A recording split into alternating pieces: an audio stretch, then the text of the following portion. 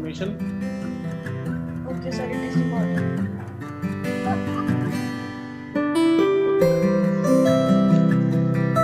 Good morning, everyone. Today we all are going to revise that chapter 3, that is fiber to fabric, right?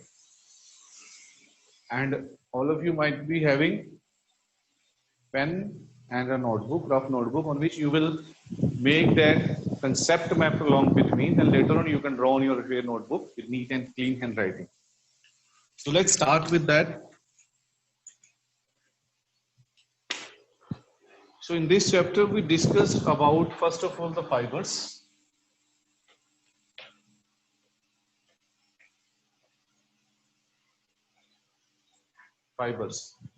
So fibers are basically, we have discussed in this chapter that fibers are of two types, one that are obtained from plants, one that are obtained from animals. So one that are obtained from plants,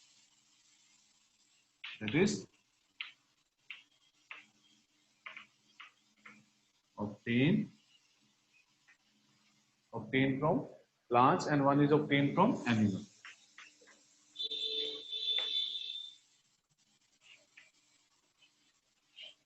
What are these? Obtained from plant, we discussed about cotton and jute, right? On the other sides, that are obtained from animals.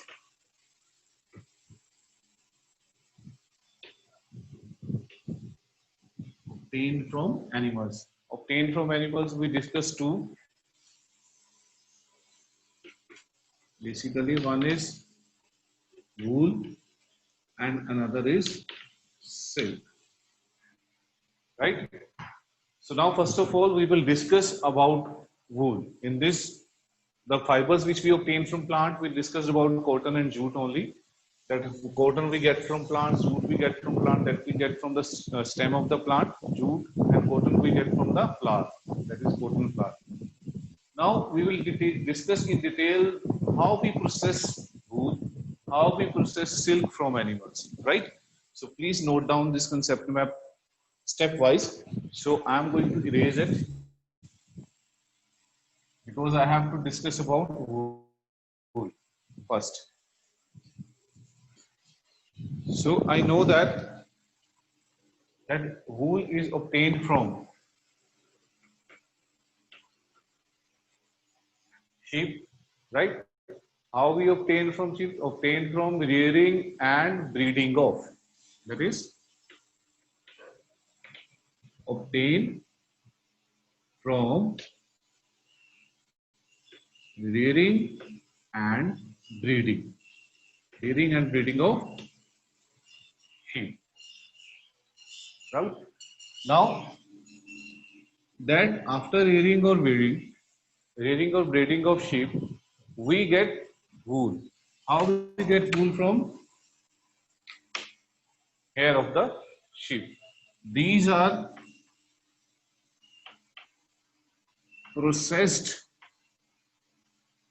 into wool.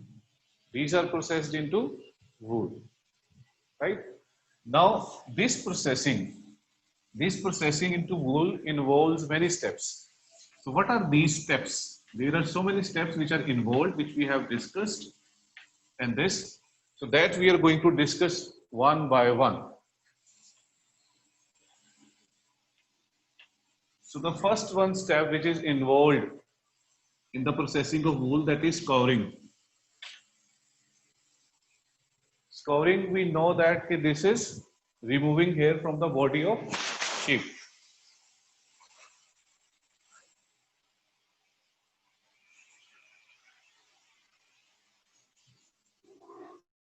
Scouring means removing hair from the body of sheep. That is removing hair. Then after removing hair from the body of the sheep, the next step is, sorry, this is shearing. Shearing. removing hair from the sheep. Then the second step is scouring.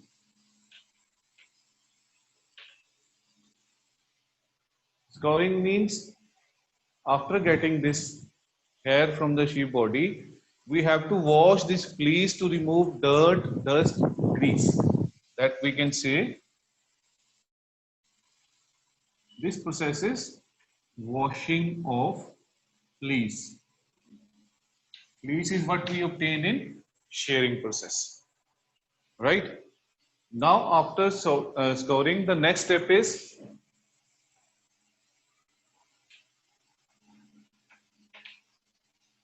sorting. Sorting means after washing the fleece, we have to separate the long, fine quality fleece from broken pieces, right? In sorting, we separating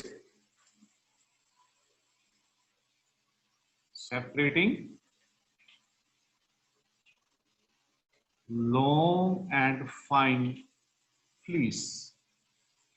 Because in washing we have the different sizes of the fleece, so we are separating only the long and fine fleece from this. This process is known as sorting. After sorting, the next step is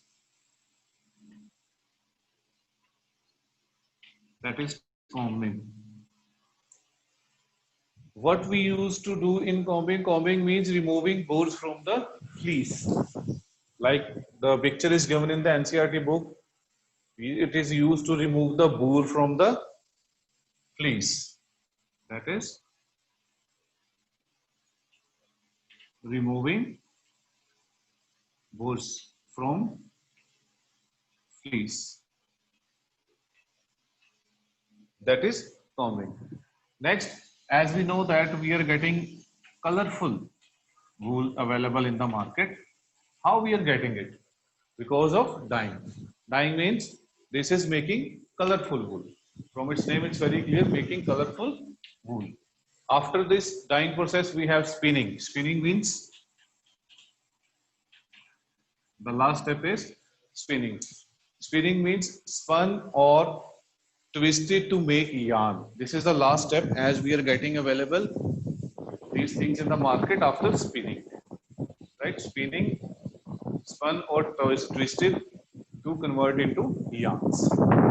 Right? So these are the main steps. I'm going to repeat. Listen me very carefully once again. So we started with the wool. Wool we obtained from sheep after rearing and breeding of sheep. Now from sheep we get the wool from the hair. Hair are processed into wool. But this processing is not simple. It involves so many steps. So these are the 6 steps which we have discussed. The first one is shearing. Shearing is removing the hair from the skin of the sheep. That hair is known as fleece. Then in the next step, scouring. After getting the fleece from the sheep body, then we have to wash it. Because to remove the dust, dirt, particles from that. Then after this, sorting. In sorting process, what we used to do, we separate the long, fine fleece because there will be different sizes of fleece available after washing. So we have to separate it out. This process is known as sorting. Then after sorting, we do the combing. Combing means removing the burrs from the fleece. Then after combing, we use dyeing. Dyeing means giving colors to the wool because we need a different kind of wool. And then after this, spinning. That is spin or twisting. Spun or twisting of fleece or spun or twisted to make yarn. That is spinning. So these are the steps. I hope all have understood.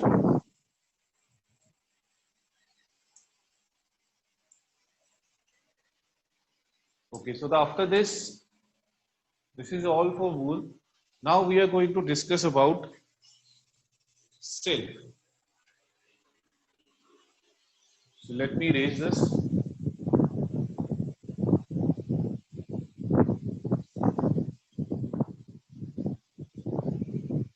This full concept map you have to make on one page.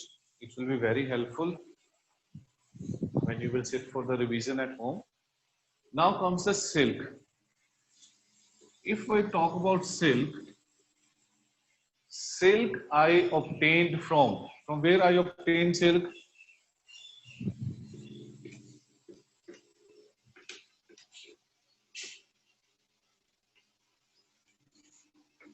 That is a structure that is known as cocoon. We all are aware from this.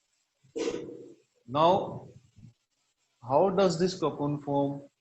How we get the silk fibers from that cocoon, that we are going to discuss with the help of a table. So first of all, from cocoon, what happens actually? Silk moth. From cocoon, the silk moth emerges out. From cocoon, silk moth emerges out. Then from silk moth, here comes the adult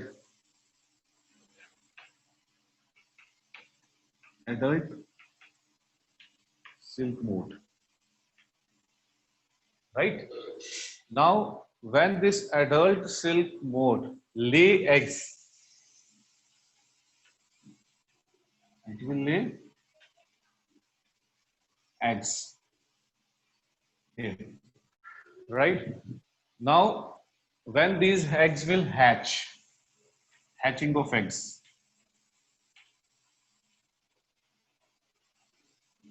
when the eggs will hatch, what will comes out? That is larvae.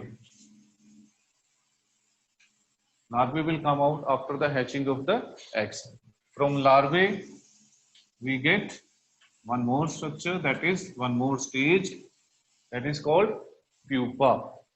When this pupa will spun silky structure, silky covering for protection. When this pupa will spun silky covering for protection, that will converted into cocoon. And this is the cocoon from where we get that silk fibers, right?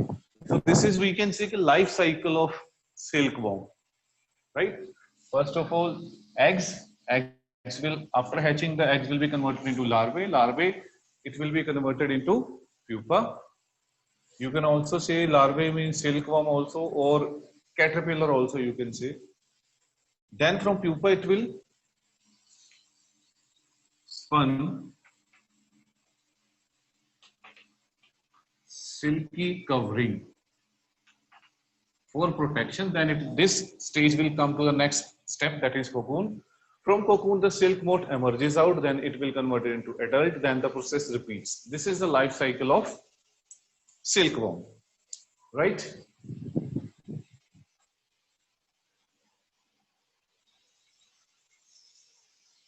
I hope this is clear to all.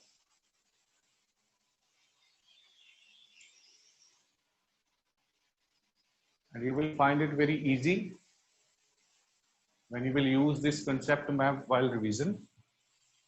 Now we know that from cocoon, it's not so simple. From cocoon, it's not so simple that the silk fiber which we are getting from cocoon we are using as it is. No, there are a number of steps involved in the cocoon. What are these steps? Let us discuss one by one. Let us start from this side. So first of all, cocoon. The larvae that cocoon will be boiled in hot water. First step of cocoon, that is boiled in hot water. When it will be boiled in hot water, that means larvae in this will die. This is the first step. Larvae dies when you will hold that. This is the process which has been done, and we get that result, larvae dies, right, in from the cocoon. Now in the second one, reeling is done. After this is second, that is reeling.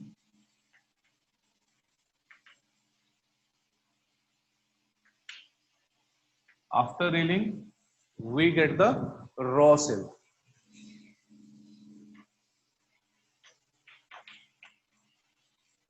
This is first step. This is second step. From raw silk, we do the twisting, then we get the thrown silk. This is the third step. In this, we do the twisting. After twisting, we get the thrown silk, right? From thrown silk, after this, again dyeing. Dyeing means giving color to the silk fibers so that we can get dyeing. We can after dyeing we get that colored silk. That is colored silk. Then from colored silk, we know after weaving we get the silk cloth. This is fourth step. This is fifth. Here weaving is done. We get the silk cloth. So these are the 6 steps which are used.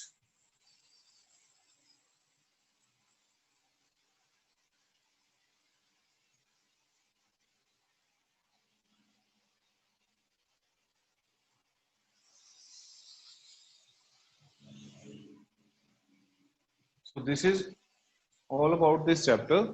One more thing which I would like to discuss with you, that while getting the fibers, the quality depends upon when we select the wool. The quality of this wool depends upon, I'm writing for wool.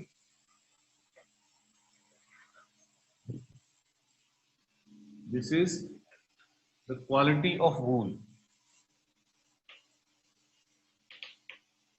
Quality.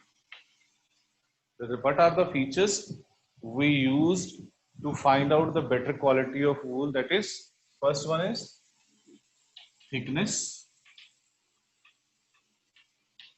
That how thick is the given thread. Then the length. Obviously, the longer length thread will be very much affordable, very much helpful. Then the shine of that, and then strength. What is the strength? After checking the strength, we use. And last is fineness. So these are the factors on which the quality depends. First is thickness of the fibers, then the length of the fiber, then shine of the fiber, and then fineness of the fiber.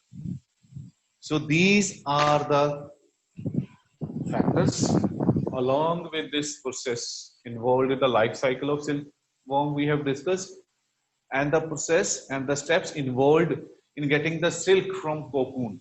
These are the steps 1, 2, 3, 4, 5. First one, cocoon. When we get that cocoon, first of all, we will boil in hot water. When you will boil in hot water, then the larvae will die. Then next step is reeling of silk. Reeling of silk will be done, then we get the raw silk. The raw silk will be twisted together to get the thrown silk. Then after getting the thrown silk, dyeing will be done to get the colorful silk. Then after getting colorful silk, weaving is done to get the silk cloth. So these are the major steps involved in this process, right? I hope you have enjoyed and it will be very helpful, easy way to revise the chapter on one page, right? Thank you, everyone. Now, let's go back to our WhatsApp group where you can discuss your doubts if any. Okay, and Rohani will share the video with me personally. Thank you.